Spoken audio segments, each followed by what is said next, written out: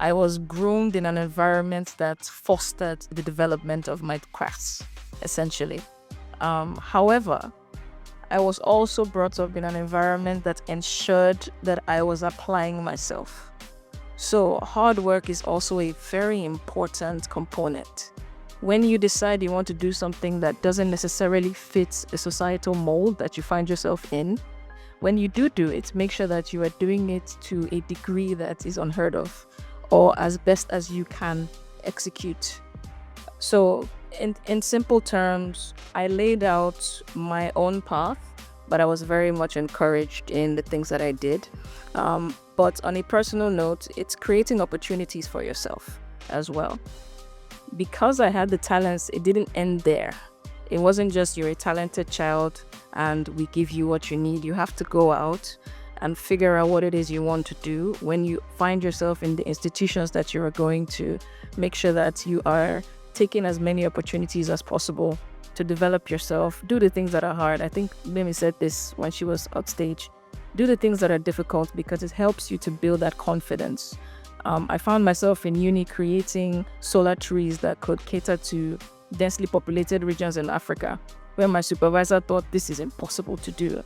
And when I did do it, I felt like, okay, what's the big deal in the Jaguar Land Rovers that I'm working for? Why doesn't Nigeria or Africa have its own Jaguar, have its own Rolls Royce or Mercedes? And that's what really builds the ability in me to dream and be able to execute the impossible. That's amazing. Please put your hands together for Nissi. No one knew what I wanted to do because it didn't exist, at least in Nigeria at that time. And it's still, interior design, product design, industrial design is still relatively new here.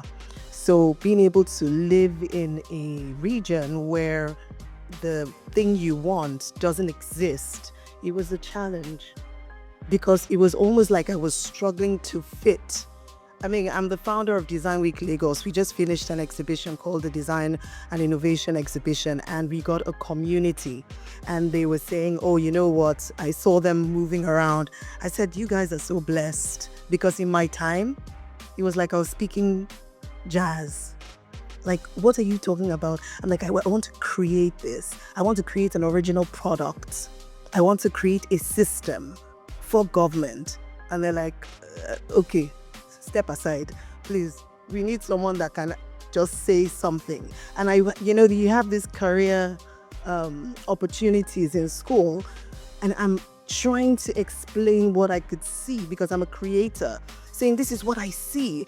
And I would ask, what about the Nigerian crafts? But it's not craft I'm talking about, is a product. Can we use these products? I remember asking someone, can we use metal and can we use it to create? And they asked me why. And I was like, I think it'll be great.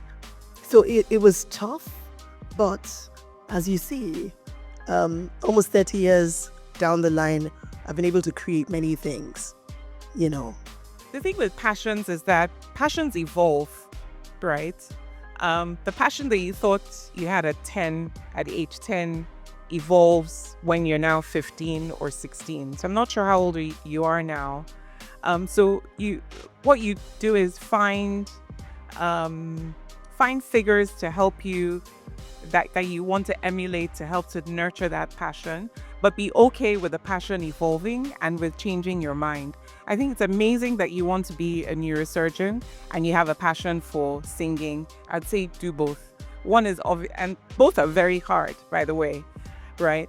So find a way to do both and nurture both along the lines. Find a neurosurgeon that you admire, find a singer that you admire, and see how that evolves over time.